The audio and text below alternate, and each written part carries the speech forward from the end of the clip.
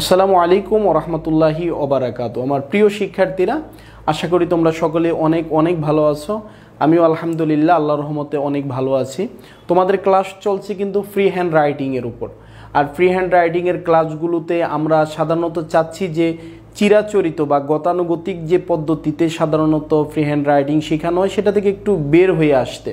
এজন্য শরীফ ক্লাসরুমের প্রতিটা ক্লাসে আমি চাচ্ছি তোমাদেরকে বেসিক থেকে একবারে অ্যাডভান্স পর্যন্ত ফ্রি হ্যান্ড রাইটিং রিলেটেড যত গ্রামেটিক্যাল টপিক আছে এবং প্র্যাকটিস আছে এগুলো তোমাদেরকে দেখাতে। সে কারণে এই সেন্টেন্স এলিমেন্ট নিয়ে আমাদের কিন্তু প্রথম ক্লাসগুলো হয়েছে। আজকে কিন্তু ক্লাস 6। তো এই ষষ্ঠ ক্লাসে এসে আমরা কিন্তু সেন্টেন্স এলিমেন্টের পর যে জিনিসটা শিখবো সেটা হচ্ছে সেন্টেন্স মেকিং। অর্থাৎ আজকে থেকে আমরা বাক্য বানানো শুরু করব।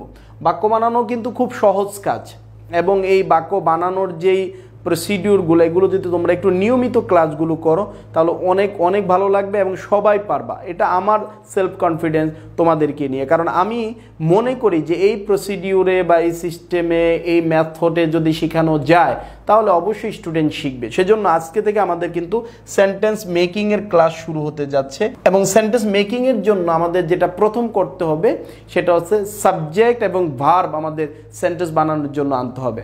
তো সাবজেক্ট কী কী জিনিস হতে পারে এটা কিন্তু অনেক স্টুডেন্টরাই তোমরা একটু গুলিয়ে ফেলো এবং তোমাদের একটা কিন্তু এখানে একটা কনফিউশন সৃষ্টি হয়। সেজন্য সেন্টেন্সে কি কি জিনিস সাবজেক্ট হতে পারে এটার একটা লিস্ট কিন্তু আমি এখানে তোমাদেরকে দেখানোর চেষ্টা করেছি। এখানে লক্ষ্য করলে তোমরা দেখবা যে সাবজেক্ট যেগুলো হতে পারে আমরা এই সাবজেক্টগুলোকে তিনটা ক্যাটাগরিতে আমরা কিন্তু সাজিয়েছি।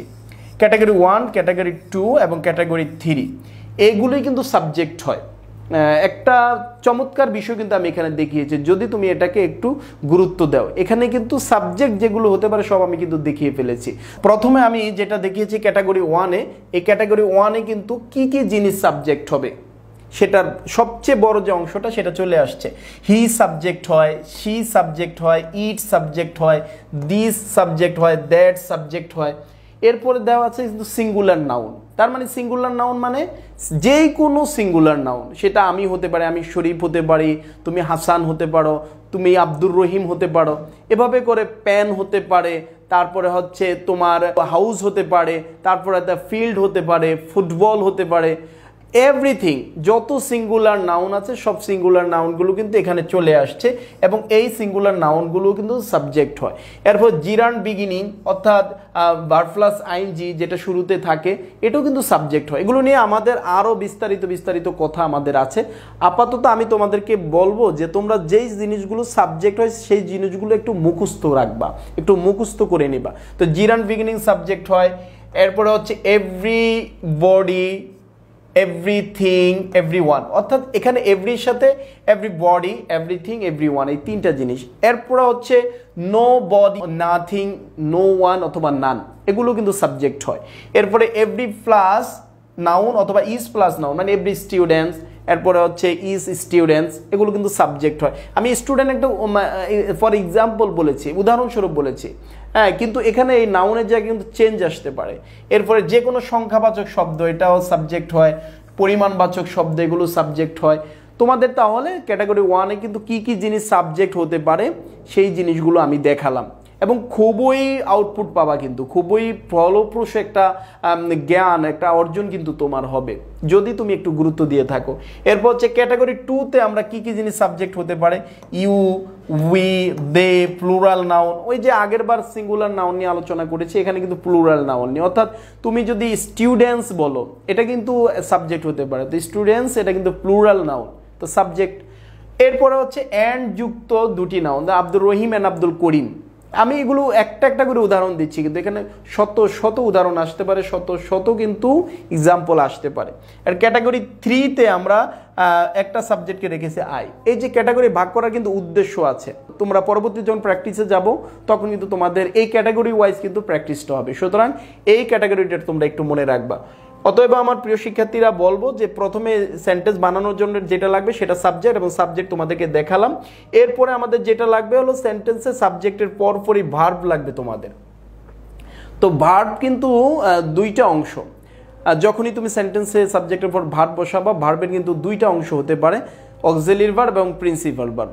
কোনো সেন্টেন্সে শুধুই সাবজেক্টের পর প্রিন্সিপাল ভার্ব থাকে, অক্সিলারি ভার্ব থাকে না, এমনটা হয়। আবার কখনো কিন্তু দেখা যায় সেন্টেন্সে সাবজেক্টের পর অক্সিলারি ভার্বও থাকে, প্রিন্সিপাল ভার্ব থাকে।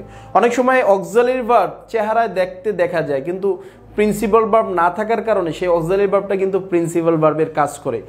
সেই ধরনের অসংখ্য উদাহরণে কিন্তু আমরা ইনশাআল্লাহ প্র্যাকটিসে দেখব। এখানে তোমাদেরকে যেটা দেখানোর চেষ্টা করেছি সেটা হচ্ছে ভার্ব, এবং ভার্বের দুইটা ক্লাসিফিকেশন, একটা হচ্ছে অক্সিলারি আর একটা হচ্ছে প্রিন্সিপাল। একটা হচ্ছে অক্সিলারি আর একটা হচ্ছে প্রিন্সিপাল। আমি জাস্ট তোমাদেরকে এই জিনিসগুলো একটু দেখিয়ে যাচ্ছি, প্র্যাকটিসে কিন্তু আমাদের মূল মজাটা পাবো আমরা, মূল ইন্টারেস্টিংটা কিন্তু প্র্যাকটিসের সময় হবে। প্রিয় শিক্ষার্থীরা, অক্সিলারি ভার্বে কিন্তু 4টা ফর্ম। একটা হচ্ছে ভার্ব টু ডু, দ্বিতীয়টা হচ্ছে verb to be, verb to have, modal. এগুলোর সামনে কিন্তু সব লেখা আছে, এবং do does did, verb to do, এগুলোর ব্যবহার, এগুলো নিয়ে আমাদের কথা হবে ইনশাআল্লাহ। আপাতত ছোটস্থ করে ফেলো, অর্থাৎ তুমি মুখে মুখে এগুলো মুখস্থ করে ফেলো। Verb to do, do does did, verb to be, am is, was, were. এরপর হচ্ছে verb to have, has had, modal can, could, may, might, shall, should, will, would, must, need. Can পারি, পারো পারে, কুড পারতাম পারতো পারতে, মে পারি পারো পারে, মাইট পারতাম পারতো পারতে, শেল ববেবেন, শুড উচিত, উইল ববেবেন, উড ততেতাম, মাস্ট অবশ্যই ববেবেন, নিড প্রয়োজন। এগুলো একটু মুখস্থ করে রাখো, দেন আমরা যখন প্র্যাকটিসে যাব দেখবো এগুলোর প্রপার একটা ইউজ কিন্তু, এবং প্রপার প্র্যাকটিস আমরা কিন্তু করতে পারবো। আমরা চলে যাই এরপর হচ্ছে প্রিন্সিপাল ভার্বে। প্রিন্সিপাল ভার্বের এখানে কিন্তু ফর্ম দেখানো হয়েছে। এগুলো এই শুধু ভার্ব নিয়েই কিন্তু আমার একটা ক্লাস হওয়া দরকার ছিল, এবং হবে ইনশাআল্লাহ। যখন আমরা ইলাবোরেট ক্লাসে যাব, আমরা একটু ব্যাপক ক্লাসে যাব, তখন আমরা ভার্ব নিয়ে কথা বলবো। এখন আমরা যেটা করতেছি সেটা হচ্ছে এক নজরে এট এ গ্লান্স কিন্তু আমরা দেখানোর চেষ্টা করতেছি যে সেন্টেন্স মেকিং এর জন্য আমাদের কি কি লাগবে, এবং সেন্টেন্স মেকিং এ কিসের সাথে কি বসাতে হবে, এবং ওই জিনিসগুলা কি, এবং ওই জিনিসগুলা কোন ধরনের ফর্ম এবং কোন ধরনের কয় ক্যাটাগরির আছে, সেটা আমরা দেখানোর চেষ্টা করছি। প্রিন্সিপাল ভার্বটা কিন্তু সেন্টেন্সে তোমরা 6 সিস্টেমে দেখবা, মানে 6 রূপে দেখবা, 6টা ফর্মে দেখবা। Verb 1, verb 2, verb 3, verb 4, verb 5, verb 6। তো ভার্ব 1 যেটা, সেটা হচ্ছে বেস ফর্ম। আর ভার্ব 2 যেটা হচ্ছে ফার্স্ট ফর্ম, ভার্ব 3 হচ্ছে ফার্স্ট পার্টিসিপল ফর্ম, ভার্ব 4 হচ্ছে উইং ফর্ম অর্থাৎ verb plus ING form, verb 5 হচ্ছে ভার্বের সাথে এস বা ইএস অথবা আইএস ফর্ম। এরপর হচ্ছে ভার্ব 6 হচ্ছে ইনফিনিটিভ ফর্ম, যেটা 2 প্লাস ভার্ব বলে। এই যে আমি এখানে ভার্বের শুধুমাত্র ক্যাটাগরিটা, তার মানে হচ্ছে ফর্মসটা আমি তোমাদের দেখালাম। অতএব সেন্টেন্স যখন তুমি তৈরি করবা, সাবজেক্টের পর তোমার যে জিনিসটা লাগবে সেটা হচ্ছে ভার্ব। সেই ভার্বটা তোমাকে এট এ গ্লান্স দেখালাম। এগুলো নিয়ে আমি বিস্তারিত আলোচনা করব, বিস্তারিত আলোচনা, একবারে সবিস্তারিত আলোচনা হবে ইনশাআল্লাহ। এখন এক নজরে তোমাদেরকে দেখাতে চাচ্ছি সাবজেক্টের সাথে আমরা যখন ভার্ব বসাবো, তখন কোন সাবজেক্টের সাথে আমরা কোন ভার্বটা বসাবো, এটাকে এট এ গ্লান্স কিন্তু এখানে দেওয়া আছে, এক নজরে একটু দেওয়া আছে। তোমরা এটা একটু দেখে নিবা, এবং এগুলো নিয়ে আমরা কিন্তু আরও প্র্যাকটিস আমাদের সামনে আসতেছে ইনশাআল্লাহ। পরবর্তী ক্লাসে আমার এই সাবজেক্ট ভার্ব নিয়ে প্র্যাকটিস, সাবজেক্ট ভার্ব নিয়ে আমাদের পর্যাপ্ত পরিমাণে এক্সাম্পল আমি তোমাদেরকে দেখাবো। সে পর্যন্ত ভালো থাকো। আসসালামু আলাইকুম রহমতুল্লাহ।